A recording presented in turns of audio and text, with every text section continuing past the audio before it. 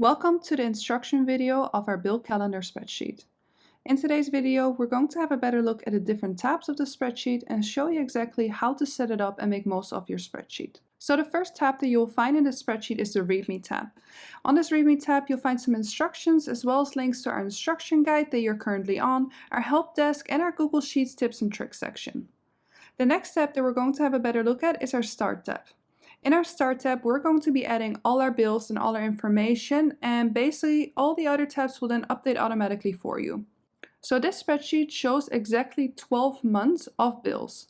So if it is currently April and you want to see 12 months, so from April this year till March next year, then all you do is just double click and then switch it to the 1st of April, for example. So the spreadsheet is standard set to the $sign, but if you use a different currency or a different currency abbreviation, all you have to do is double click on this field and then type in a currency sign or abbreviation of your own, such as the euro sign. Once you add this here, it will update everywhere else in the spreadsheet. Now that you set your base information, it is time to add your bills. In total, you can add 100 bills, 25 per each subcategory. We have standard set them to bills, subscriptions, other bills, and debt payments. However, you can of course customize these subcategories to make it easier for you to identify which is which. Now, to enter a bill, all you have to do is enter the name and then enter the frequency. So for example, if you pay rent on a weekly basis, you just select weekly, then type in the amount, and then type in the day your first payment is due. So it's important that when you add the date that you add a day in the future or the current date, but not any days in the past, as the spreadsheet is set up to calculate exactly 1 month of payments. So if, for example, it is weekly, it will calculate at most 53 payments or 52 payments. And for example, if it is quarterly payments, it will calculate at most 4 payments. Now let's add a couple more bills so we can have a better look and see what the spreadsheet looks like.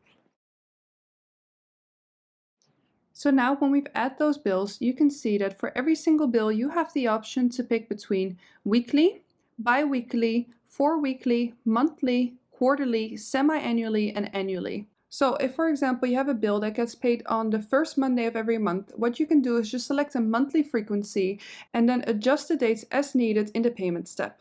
So now that we've added some examples, let's have a look at our next step, the payments tab. The Payments tab was created to create a full overview for you of all your bills that are due within a 1 year or 12-month period. So now that we've added all this information in the Start tab, we can here see exactly in chronological order all the bills that we need to be paying in the next year. Now, if you have a lot of bills or subscriptions or have used those full 100 spots, this list might get extra long. So for this reason, we have included 2 filters on the top. The first filter will allow you to filter your bills by month. So all you have to do is click on this little icon here and then just click on the clear button and then only select the month that you want to see. So if, for example, we only want to see the bills for April, we just select April. And now we can see our view has been filtered to only show the bills of April. So now if we select these as paid and now we just click on this icon again and we just click on select all to have a view of all of our bill again, we just simply click OK. We can now see that these bills have been marked as paid and our full list is available again. So for paid and unpaid, it works the exact same. So you just click on this icon and then false are unpaid bills, true are paid bills, because it just means true that the box is checked. So you just click clear. And if we only want to see the unpaid bills, we just click OK. Now you can see all of our paid bills have been filtered out of the list, so we don't have to see those and our list gets a little bit more compact. Now again, you can click select all and click OK to have a full list of your payments again. Please note that if you're using this on the app, that these slicers or these filters will not work, because these have specifically been generated for the browser view and the app is a lot more limited in the functions that it offers. At the end of the video, we will show you a little trick for how you can replace these slicers for a filter view so you can use this on the app instead if you prefer to use it on a mobile device. Now we have included another couple of options in this payments overview, and that is the option to change the date or change the amount of the bill. So let's say, for example, you have a bill here, let's say the gym bill that is due on the 1st of May, but actually the amount will be different this month because you have to pay an annual extra fee, for example, and the day will be different. Now all you have to do to change the date is just click on this section here to have the calendar pop up, select the right date. So let's say, for example, that would be the 10th of May, for example, and you can change the amount. So let's say it will be $150 instead of $100. Now when you add this information here, the information on the left will automatically update, and while it will not be sorted in chronological order, the date and the amount have been updated. Now we've added the change date and the change amount columns here because the information on the left here should not be altered. If this information is altered, the formulas will basically stop working. So if you want to change the date or change the amount, be sure to only edit in the white columns over here. Now it might be good to know that any information you update in the payments overview will also update in all the other tabs, including the 2 calendar tabs and the monthly tab. So we have included 2 different calendar tabs. We've included a version that is completely pastel colored for those that do not like to change the color design, and we've included a version that has light gray fields instead of colored fields for those that like to change the colors. Now the reason we have done this is because the theme color changing only allows you to change the 5 prime colors, which means that in here, if you would change the 5 prime colors, so let's say for example instead of orange you would prefer green, the header would update but the light orange would not update. So pick whatever version you like, and the other version you can just hide or you can delete it. To hide or delete the tab, all you have to do is click on this little arrow and either click delete or click hide sheet. Now this calendar tab works fully automatic. You don't have to do anything here. It will take all this information from the payments tab. So all you have to do is just pick the month that you want to see on your calendar. So let's say for example it's currently the month of May and you would like to see your May calendar. All you have to do is just click on this little arrow and select May. Now alternatively you can also change the year here, and what you can do is pick between a Sunday or Monday start. So if you prefer that the week starts on Sunday in your calendar, you just select Sunday here and it will update the calendar automatically for you. Now the only other feature that we have included in this tab is the option to add up to 10 paydays. If for example you would like to see when you get paid on the calendar, what you can do is just double click on this field here, then scroll through the calendar and select the day that you get paid. So if for example you get paid bi-weekly, so you get paid on the 1st and then you get paid again on the 15th, you just add these days here and it will automatically create this little banner on the calendar here. Now you can also change these names. So let's say for example, if you want to create a calendar with paydays for both you and your partner, you can just double click on this field and replace it for payday me, for example, or payday partner or their name. So you can easily see when each paycheck is coming in. So again, you can add up to 10 paydays, and it might be good to know that when you switch the month, this is the only section that does not update.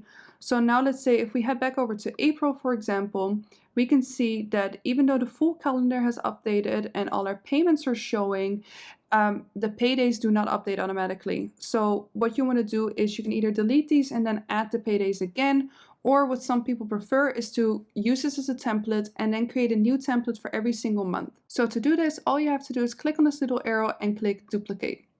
Now what you can do is double click on here and simply rename this to May. And now if we create a calendar for May and we add all our paydays at the end of this month, we can just delete this tab. We don't have to worry about forgetting to add paydays, and we just create a brand new for the next month. Now to delete it, again, just click on the little arrow and click on delete. Now we do recommend keeping the original as a template, as basically this contains all the protections and all the formulas. So this way, if you ever accidentally overwrite a formula, you will always have a template that works. Now another feature that we have included is the option to easily see which payments are still due and which payments have been paid. So every time you go to the payments tab and you click on a bill as paid by this little checkbox, when you go to the calendar, it will update here automatically and mark gray with a little check mark in front of it, so you can easily see which payments have been paid and which payments are still due. Now every single day can show up to 7 bills, but we have included a warning to show you when there are more than 7 bills due, so you can easily see that there were more payments due on that date, even though they're not showing on the calendar. Now let's add a couple more payments in the payments tab so we can have a little bit of a better look and see how that looks like. So if we add some example bills, so we can just have a look at how that works. And let's say we add 8 of these example bills and they're all paid weekly. Now let's say for this example, they are all the same amount. And let's say that all these example bills were due on the same day. So let's say we start in April and they were all due on the 5th of April. Now we just add these days here real quick. And now when we go to the calendar tab, we can see that all of them have been added, but that the last bill is showing red. And basically when this section is showing red, it means that there's still more bills that are due on that day. So now you either have two options. You can just leave it as is if you don't necessarily need to see it on your calendar, or you can go to your payments tab and then enter it on like an earlier day. So let's say, for example, example 7 and example 8 are not showing. What we can do is change the date till, for example, the 4th of April. And now when we add them to the 4th of April, we can see that it is not marked red anymore. So we can now see all our payments on the calendar, and we can see that the other two bills are added to the 4th. So this way we can be sure that we do not forget to make our payments. So now there's one last tab that we want to show you. And the last tab that is included is the monthly overview tab. So this tab was included so you can easily see an overview of how much you need to pay towards your payments or bills every single month. So basically on the top here, you can find a section that is divided between your 4 subcategories. So you can modify these if you have changes in the Start tab. So for example, if you don't have any debt payments and you put all your annual bills here, you can just double click and adjust this name. But basically it will show you a subcategory overview and a monthly total. Now we've also included the option to see an average as well as a total. So all you have to do is click on this little arrow and then switch between the two, and you can either see the total, so how much you pay for the full year towards bills, subscriptions, other bills, or debt payments, or you can just select, and that way you can see how much you're paying towards each on average every single month. Now, in addition to having an overview on the top here, you can also find an overview for every single section on the bottom here. So let's say, for example, for the bills, the subscriptions, other bills, and the debts, you can see for every single bill that you've entered what the average is and what the total is. So for example, those annual bills, you can see roughly how much that is costing you every single month by just selecting average. Now, if there are certain bills that you pay weekly, then know that there might be some months that are higher than others because you have 5 payments due in certain months instead of 4. The same goes for bi-weekly bills as well as bills that are paid every 4 weeks, because basically these just happen on an irregular basis based on how long the month is or where in the month it occurs. So a good example here is that rent, we can see we pay that every week. So there are 4 payments in April, 5 in May, then 4 in June, and then 5 in July again.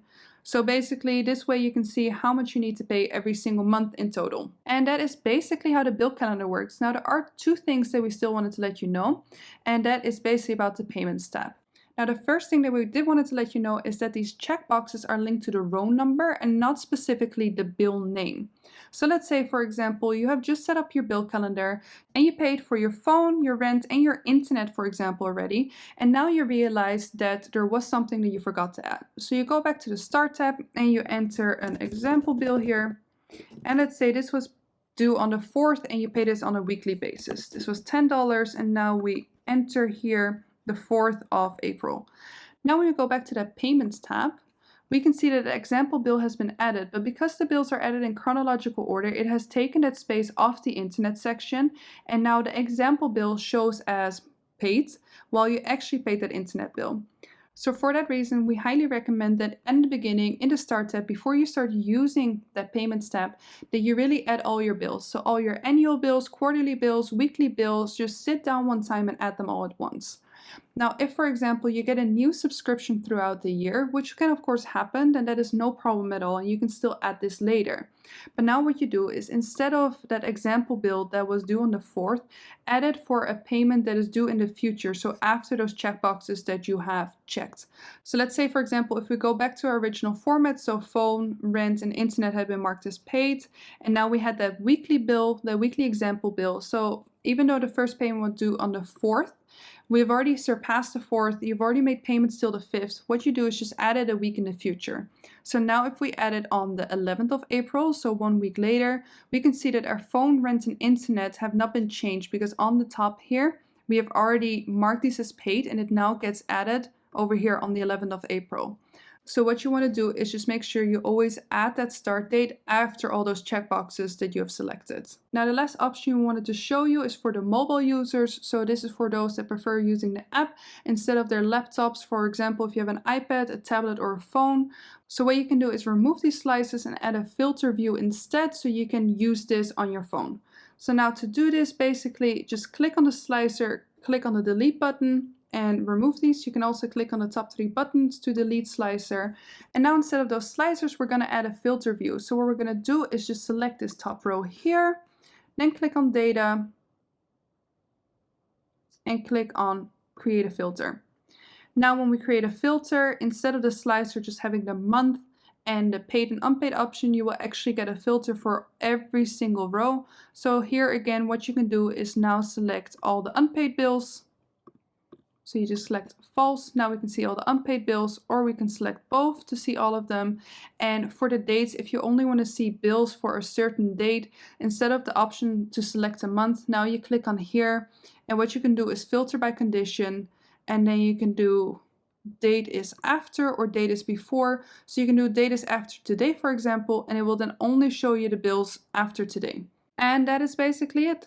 That is how our calendar spreadsheet works. If you have any other questions, I'll be sure to leave some contact information in the description box down below.